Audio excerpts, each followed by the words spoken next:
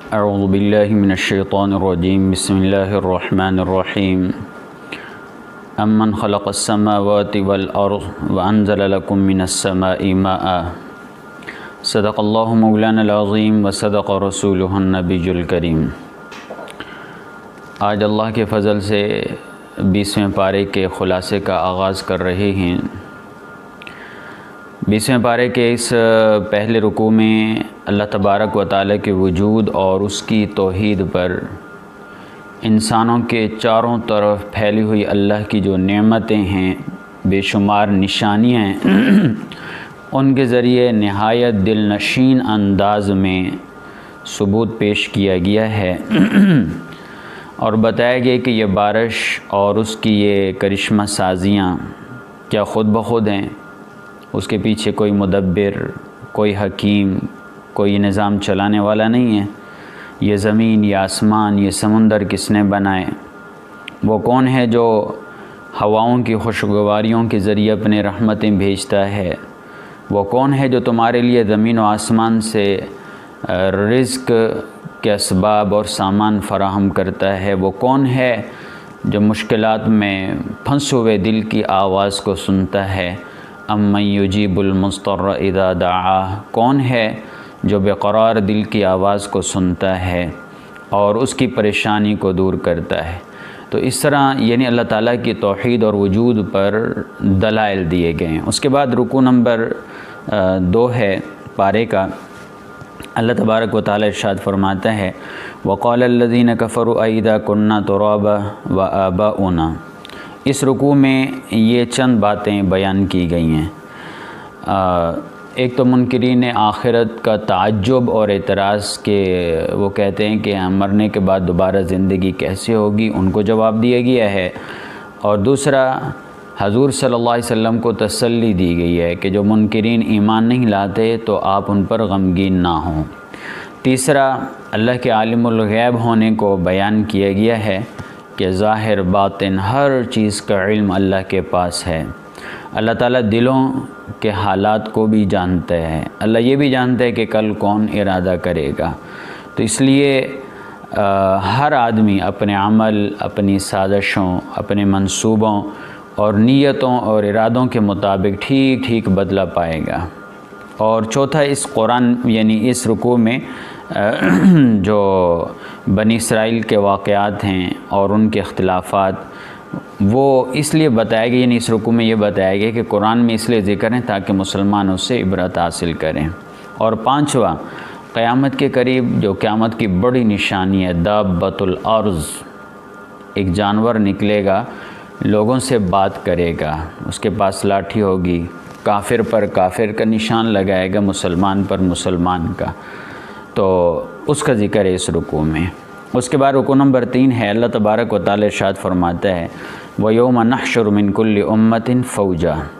اس رکوع میں قیامت کی ہولناکیوں کا بیان ہے کہ کس طرح جب سور پھونکا جائے گا تو آسمان اور زمین میں جو کچھ ہے سب دہل جائے گا، پہاڑ بادلوں کی طرح ہوا میں اڑتے پھریں گے۔ اور پھر بتلایا کہ جو مومن نیک لوگ ہیں تو وہ خوف سے امن میں ہوں گے، ان کو کوئی خوف نہیں ہوگا، اور جو گمراہ ہیں وہ اوندھے منہ جہنم میں جائیں گے۔ پھر توحید کا سبق دیا اور بتلایا کہ قرآن یہ ہدایت کا رستہ دکھلاتا ہے، جس نے اسے سمجھا اس پہ عمل کیا اس نے اپنا ہی بھلا کیا، اور جس نے گمراہی اختیار کی اس نے اپنے لیے گویا کہ شامت جمع کی ہے۔ رسول اللہ صلی اللہ علیہ وسلم کا کام تو ہے خبردار کر دینا۔ اس کے بعد سورہ قصص کی ابتدا ہوتی ہے۔ سورہ قصص آیت نمبر 25 میں وَقُصَّ عَلَيْهِ الْقَصَص سے ماخوذ ہے، اسی مناسبت سے اس سورت کا نام سورہ قصص ہے۔ زمان نزول روایات سے معلوم ہوتا ہے کہ سورہ شعراء، سورہ نمل اور سورہ قصص یکے بعد دیگر نازل ہوئی ہیں۔ اور سورہ قصص کا جو پہلا رکوع ہے اور پارے کا چوتھا رکوع ہے، اللہ تبارک و تعالی ارشاد فرماتے ہیں طاسیم تلک آیات الکتاب المبین۔ اس رکوع میں حضرت موسیٰ علیہ السلام کے واقعے کا ذکر ہے کہ جب فرعون کو اپنے نجومیوں کے ذریعے خبر ملی تھی کہ ایک لڑکا اس سال پیدا ہوگا جو فرعون کے اقتدار کا خاتمہ کرے گا، تو اس نے پیدا ہونے والے بچوں کو قتل کرانا شروع کر دیا۔ حضرت موسیٰ علیہ السلام کے والدہ میں اللہ تعالیٰ نے حضرت موسیٰ علیہ السلام کے والدہ کے دل میں اللہ تعالیٰ نے یہ بات ڈالی کہ اپنے بچے کو تابوت میں بند کر کے باکس میں، صندوق میں، پانی میں ڈال دیں، دریا میں ڈال دیں۔ حضرت موسیٰ علیہ السلام نے ڈال دیا، موسیٰ علیہ السلام کے والدہ نے ڈال دیا۔ وہ صندوق جہاں پانی کا بہاؤ تھا اسی طرف بہہ پڑا، جانے لگا۔ حضرت موسیٰ علیہ السلام کے والدہ نے حضرت موسیٰ علیہ السلام کی بہن کو بھیجا نگرانی کے لیے کہ دیکھے یہ صندوق جاتا کہاں ہے۔ تو صندوق کو فرعون کے چند رشتہ داروں نے نکالا۔ جب یہ صندوق پہنچا فرعون کے محل میں، کھولا گیا تو اندر بچہ۔ فرعون کی بیوی نے کہا اسے قتل نہ کرو، ہو سکتا ہے یہ اتنا پیارا ہے اور یہ میرے اور تیری آنکھوں کے لیے شاید ٹھنڈک بن جائے۔ پھر اس بچے کے لیے دودھ پلوانے والی کی فکر ہوئی کہ کون اس کو دودھ پلائے گا۔ تو حضرت موسیٰ علیہ السلام کسی عورت کے دودھ کو منہ نہیں لگا رہے تھے، تو حضرت موسیٰ علیہ السلام کی بہن چونکہ نگرانی کر رہی تھی پہنچی اور ایسے انداز سے بات کی کہ جیسے انجان ہو۔ کہا کہ ایک گھرانہ ہے، شاید اس گھرانے کا دودھ یہ بچہ قبول کر لے۔ تو وہ حضرت موسیٰ علیہ السلام کے بہن حضرت موسیٰ علیہ السلام کے والدہ کو محل میں لے کے آئی۔ تو حضرت موسیٰ علیہ السلام نے گویا کہ دودھ پینا شروع کر دیا۔ تو یوں اللہ تعالیٰ نے یعنی حضرت موسیٰ علیہ السلام کی والدہ کو پھر موسیٰ علیہ السلام تک پہنچا دیا، یعنی یہ سارا نظام اللہ نے کیا۔ اور اسی اللہ تعالیٰ کی تدبیر سے حضرت موسیٰ علیہ السلام فرعون کے محل میں پرورش پانے لگے، حالانکہ وہ بچوں کو قتل کر رہا تھا۔ اس کے بعد رکوع نمبر 5 ہے، اللہ تبارک و تعالی ارشاد فرماتا ہے وَلَمَّا بَلَغَ أَشُدَّهُ وَاسْتَوَى آتَيْنَاهُ حُكْمًا۔ اس رکوع میں حضرت موسیٰ علیہ السلام کی جوانی کا ایک واقعہ ذکر ہے۔ انہوں نے دیکھا کہ ایک مظلوم اسرائیلی کو ایک قبطی مار رہا تھا۔ حضرت موسیٰ علیہ السلام نے دونوں کو چھڑوانا چاہا کہ یہ کیا شیطانی حرکت ہے، یہ کیا کر رہے ہو۔ تو ایسا ہوا کہ حضرت موسیٰ علیہ السلام نے قبطی کو ہٹانے کے لیے کہ ظلم کر رہے، زور سے تھپڑ مارا تو وہ گر پڑا اور مر گیا۔ حضرت موسیٰ علیہ السلام نے دیکھا کہ ان کے دھکے کے سبب ایک جان چلی گئی، بڑا افسوس ہوا، فوراً اللہ تعالیٰ سے مغفرت طلب کی۔ دوسرے دن انہوں نے دیکھا کہ وہی اسرائیلی جو ہے نا ایک اور قبطی سے لڑ رہا ہے۔ یہ دیکھ کر حضرت موسیٰ علیہ السلام نے اسرائیلی سے کہا کہ معلوم ہوتے تو ہی شرارتی ہے، تو ہی لڑتا ہے۔ پھر انہوں نے ہاتھ اٹھا کر قبطی کو روکنا چاہا، اسرائیلی سمجھا مجھے ماریں گے، تو فوراً کہہ اٹھا کہ موسیٰ کل جس طرح تو نے ایک بندے کو مارا تھا آج مجھے بھی اسی طرح تو مارنا چاہتا ہے۔ تو بھائی یہ گویا کہ اس نے خبر لیک کر دی، یہ بات فرعون تک پہنچ گئی، اس کے درباریوں تک۔ تو اتنے میں ایک شخص آیا دوڑا ہوا حضرت موسیٰ علیہ السلام کے پاس کہ فرعون کی قوم کے جو سردار ہیں تمہیں قتل کرنے کا انتظام کر رہے ہیں، یہاں سے نکل جائیے۔ تو حضرت موسیٰ علیہ السلام اپنے شہر سے ہجرت کر گئے اور تمام راستے اپنے رب سے دعا مانگتے رہے کہ رب نجنی من القوم الظالمین، اللہ مجھے ظالم قوم سے نجات عطا فرما۔ اس کے بعد رکوع نمبر 6 اللہ تبارک و تعالی ارشاد فرماتا ہے وَلَمَّا تَوَجَّهَ تِلْقَاءَ مَدْيَنَ قَالَ عَسَىٰ رَبِّي۔ یہ اسی واقعے کا سلسلہ آگے بڑھایا ہے۔ حضرت موسیٰ علیہ السلام نے مدین کا رخ کیا۔ سفر کے دوران ایک گھاٹ پہ پہنچے، ایک کنویں پر، وہاں لوگوں کا بڑا ہجوم تھا۔ 2 جوان عورتیں الگ کھڑی ہوئی تھیں۔ حضرت موسیٰ علیہ السلام نے سبب پوچھا، انہوں نے کہا جب تک یہ چرواہے نہ چلے جائیں ہم پانی اپنی بکریوں کو نہیں پلا سکتے، ہمارے والد بوڑھے ہیں وہ آ نہیں سکتے، تو اس لیے ہمیں مجبوراً آنا پڑا ہے۔ تو حضرت موسیٰ علیہ السلام نے ان کے بکریوں کو پانی پلوایا اور وہ عورتیں چلی گئیں، اور حضرت موسیٰ علیہ السلام وہیں ایک درخت کے سائے میں آرام کرنے لگے۔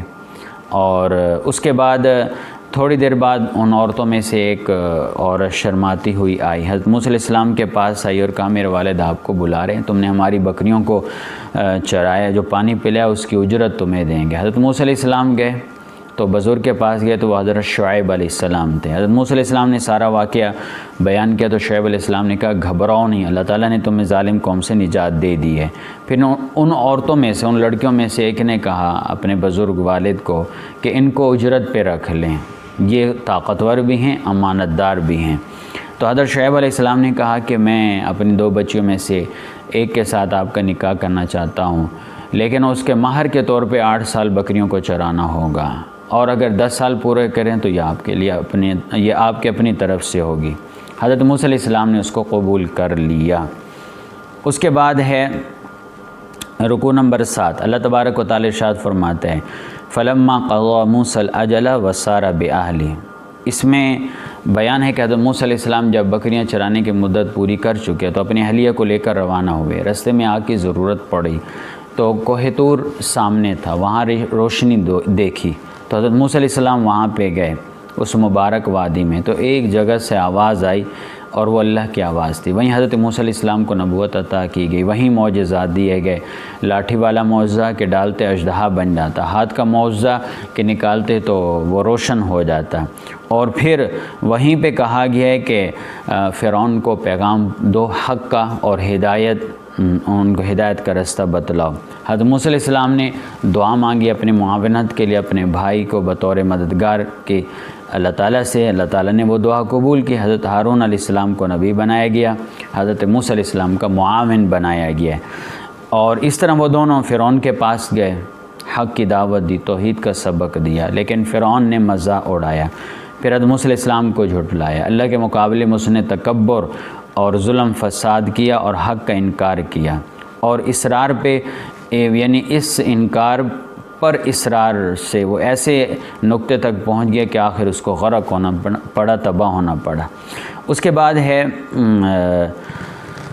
رکوع نمبر 8 ہے، اللہ تبارک و تعالی ارشاد فرماتے وَلَقَدْ آتَيْنَا مُوسَى الْكِتَابَ مِن بَعْدِ مَا أَهْلَكْنَا۔ اس رکوع میں بتایا کہ حضرت موسیٰ علیہ السلام پہ اللہ تعالیٰ نے تورات نازل فرمائی فرعون کو غرق کرنے کے بعد، اور پھر بتایا کہ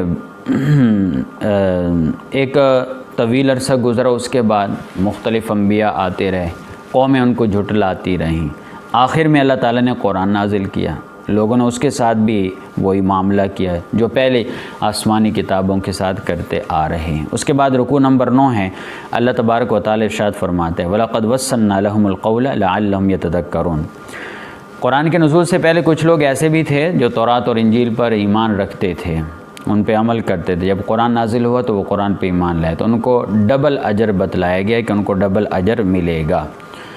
اور اس کے بعد یہ بات بتائی کہ بہت سے ایسے علاقے تھے جو بڑے خوشحال تھے، لیکن آج وہ کھنڈر بنے ہوئے ہیں، اور ان کی تباہی پر گواہ ہیں وہ کھنڈرات کہ جن میں آج کوئی بسنے والا نہیں ہے۔ پھر اس کے بعد بتایا کہ یہ دنیا کہ جو معلومات ہے اس کی کیا حقیقت ہے، یہ ایک فانی چیز ہے، ایک جانے والی چیز ہے، چند دن کے اس سے فائدہ اٹھا لیا جاتا ہے، پھر ان کو چھوڑ کے جانا پڑتا ہے اللہ کے پاس، وہاں انعامات ہیں اور آخرت اس سے کہیں بہتر ہے۔ اس کے بعد رکوع نمبر 10 سے اللہ تبارک و تعالی ارشاد فرماتا ہے أَفَمَنْ وَعَدْنَاهُ وَعْدًا حَسَنًا فَهُوَ لَاقِيهُ۔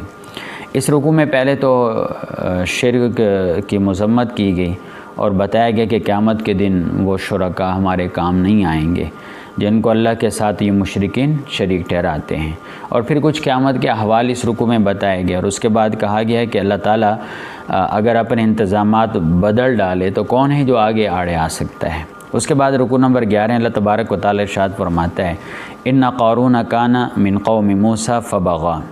اس رکوع میں قارون اور اس کی بے حساب دولت کا ذکر ہے۔ اس کے خزانے کی چابیاں اتنی تھی کہ ایک پوری جماعت صرف چابیاں اٹھایا کرتی تھی۔ ان کے کچھ قوم کے لوگ اسے نصیحت کرتے تھے مال و متاع کے حوالے سے کہ اس پہ تکبر نہیں کرنا چاہیے، اللہ تعالیٰ نے جو دے رکھا ہے اس سے آخرت کی تیاری کر، تو جس طرح اللہ تعالیٰ نے تجھ پہ احسان کیا ہے تو بھی اللہ کے بندوں پر احسان کیا کر، جو مستحق ہیں ان پہ خرچ کیا کر، جو بے سہارا ہیں ان کا سہارا بنا کر۔ تو وہ قارون کیا کہتا؟ کہتے یہ سب میری اپنی قابلیت ہے، اللہ نے مجھے نہیں دیا۔ تو ایک دن وہ گویا کہ دنیا پرستی میں مبتلا تھا، ایک دن وہ بڑے ٹھاٹ باٹ سے نکلا اپنے مال سے، تو ایک وہ لوگ تھے جنہوں نے اس کو دیکھ کے اظہار کیا، رش کیا کہ کاش ہمیں بھی یہ دولت، یہ ٹھاٹ باٹ حاصل ہوتی جس طرح قارون کو۔ قارون کے بڑے مزے ہیں۔ اور جو کچھ لوگ تھے جن کے پاس علم تھا، جو اہل علم اور بصیرت والے تھے، وہ کہنے لگے افسوس ہے تمہاری ذہنیت پر کہ کیا تمہیں معلوم نہیں کہ آخرت کی نعمتیں اس سے بڑھ کر ہیں۔ اب وہ کہہ رہے تھے کہ قارون بڑا خوش قسمت ہے، جو ایمان والے تھے، نیک اعمال والے تھے، وہ کہنے لگے جو علم والے تھے کہ یہ آخرت کے مقابلے میں کچھ نہیں ہے، اصل تو آخرت ہے جو نیک اعمال کرنے والوں کے لیے ہے۔ تو اس کے بعد پھر اس رکوع میں قارون اور اس کے خزانے کا انجام بتایا کہ وہ جا رہا تھا، اللہ تعالیٰ نے خزانے سمیت اس کو زمین پہ دھنسا دیا۔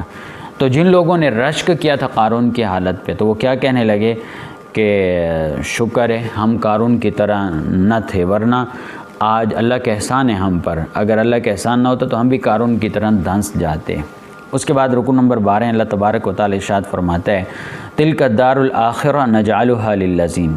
اس رکوع میں تکبر اور زمین پر فتنہ فساد سے روکا گیا ہے، اور بتایا کہ آخرت کا آرام دہ گھر ایسے لوگوں کے لیے جو تکبر نہیں کرتے، اپنی دولت پہ اتراتے نہیں ہیں، نیک عمل والی زندگی بسر کرتے ہیں۔ اس کے بعد رسول اللہ صلی اللہ علیہ وسلم کو فاتح کی حیثیت سے مکہ آنے کی بشارت دی گئی ہے، اور یہ بشارت اس وقت دی جا رہی ہے کہ ابھی آپ مکہ میں ہیں، ابھی آپ نے ہجرت نہیں کی، لیکن آپ کو پہلے خوشخبری دی جا رہی ہے کہ مکہ کے فاتح بن کر آپ آئیں گے، اور کفار مکہ آپ کو ہجرت پہ مجبور کریں گے، تو چنانچہ چند دن کے بعد آپ کو ہجرت کرنا پڑی۔ اس کے بعد سورہ عنکبوت ہے، اس صورت کا نام عنکبوت اس حوالے سے رکھا ہے کہ چوتھے رکوع میں عنکبوت کا ذکر آتا ہے، عنکبوت مکڑی کو کہتے ہیں، تو اس علامت سے نام رکھا گیا ہے۔ اور یہ صورت ان حالات میں اور اس زمانے میں نازل ہوئی جن میں ہجرت حبشہ واقع ہوئی تھی۔ اس صورت کا زمانے نزول مسلمانوں پر جو شدید مصائب اور مظالم کا تھا، اس وقت یہ صورت نازل ہوئی۔ تو ایک طرف تو اس صورت میں جو صادق الایمان لوگ تھے ان کو عزم اور ہمت اور استقامت پیدا کرنے کے لیے نہایت زوردار اور ولولہ انگیز خطبہ ارشاد ہوتے اس صورت میں، اور دوسری طرف جو کمزور ضعیف الایمان لوگ تھے ان کو غیرت دلائی گئی ہے، اور بتایا گیا ہے کہ یہ اللہ کی سنت ہے کہ جو آزمائش کی بھٹی سے کندن ہو کر نکلے گا اسی کو کامیابی ملے گی، اور فتح اسی کے قدم چومتی ہے۔ اور پھر ساتھ کافروں کو بھی ڈرایا گیا کہ تم اپنے حق میں اس انجام کو دعوت نہ دو جو پہلے لوگوں نے حق کا انکار کیا، ان کا جو حشر ہوا کہیں تمہارا وہی حشر نہ ہو۔ اب اس سورت کا پہلا رکوع ہے اور پارے کا 13واں رکوع ہے۔ اللہ تبارک و تعالی ارشاد فرماتا ہے الف لام میم احسب الناس ان یترکوا ان یقولوا آمنا۔ اس رکوع میں بتایا گیا ہے کہ محض زبان سے اللہ کے قرار اور ایمان کا دعویٰ یہ فائدہ مند نہیں جب تک اس کے مطابق عمل صالح نہ ہو، اور جو لوگ یہ دعویٰ کرتے ہیں تو وہ آزمائش میں ڈالے جاتے ہیں تاکہ آزمائش کی بھٹی سے نکھر کر وہ نکلیں، اور دوسری طرف یہ کہ وہ اپنے آپ کو سچا ثابت کریں۔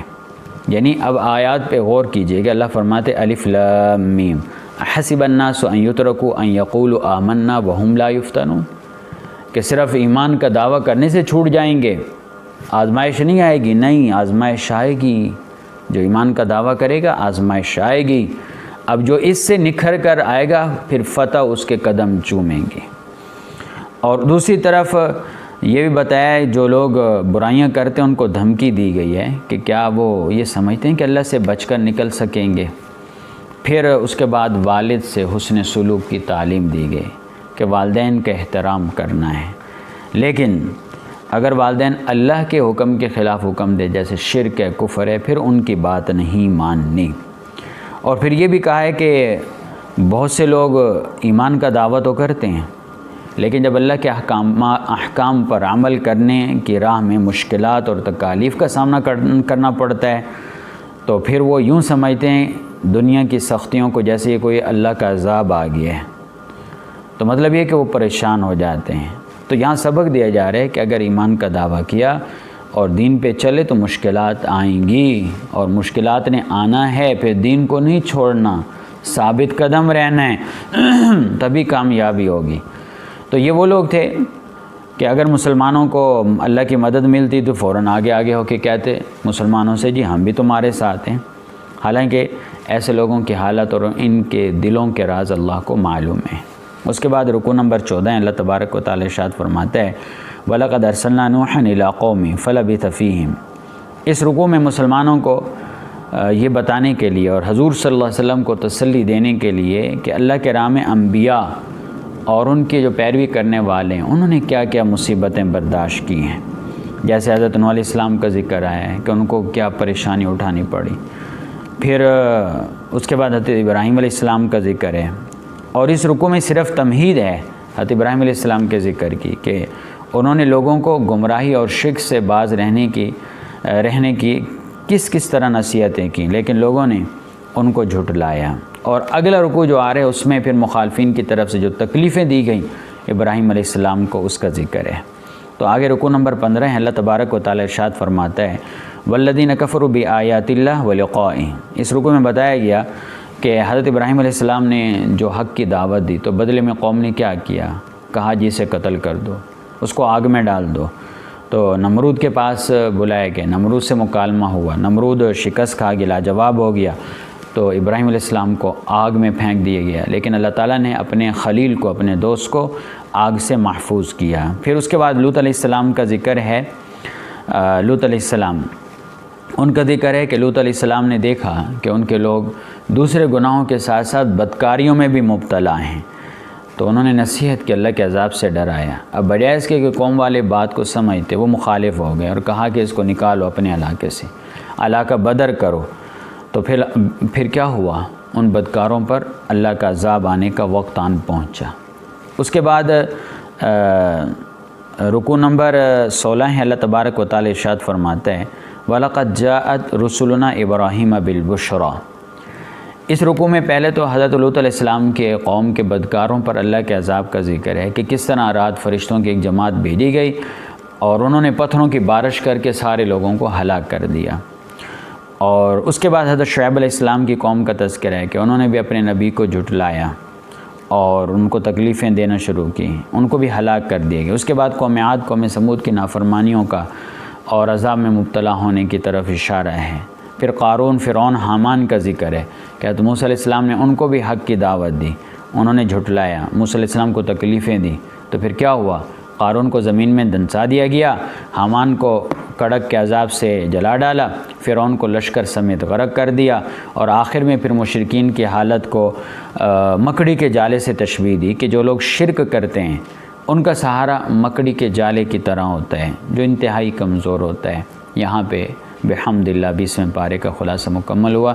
اللہ تعالیٰ سمجھ عمل کی توفیق عطا